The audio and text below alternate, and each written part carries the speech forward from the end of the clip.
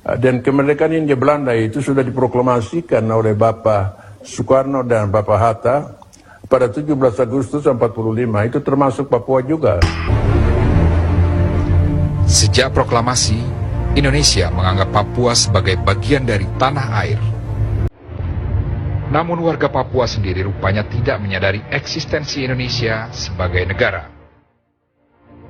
Kami sama sekali tidak boleh bicara dengan orang luar negeri.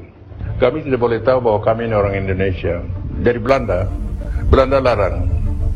Tidak boleh. Belanda bilang kamu itu orang Papua. Mereka itu orang Amberi. Indonesia itu orang Amberi. Dan kami orang Belanda. Nah, Indonesia itu orang Asia, orang Melayu, orang yang bukan bangsa Papua. Itu bukan bangsa kamu. Belanda sengaja bikin ini supaya permusuhan antara kami dengan orang Indonesia itu timbul. Itu orang Belanda ajar saya, orang Indonesia itu musuh.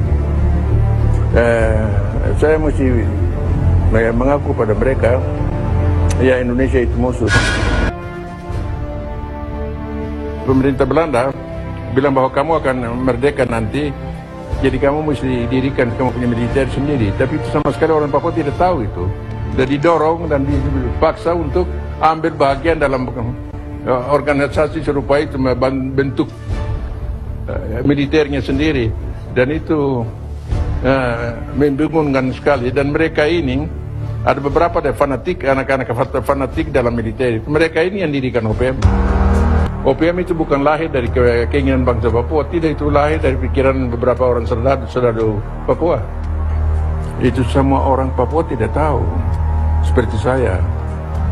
OPM itu dibentuk oleh satu golongan kecil yang tadinya mereka dilatih sebagai Papua Freewheelers harus korup sukarelawan dari bangsa Papua.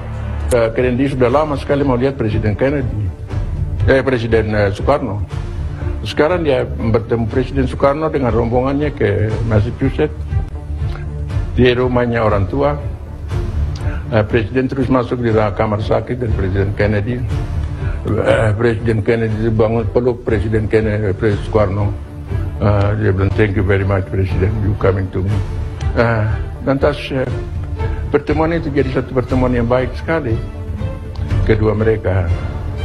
Dalam pertemuan itu Presiden Kennedy tanya Mr. Presiden Soekarno, what can I do for you? Presiden Soekarno bilang, Irian is not giving back to us.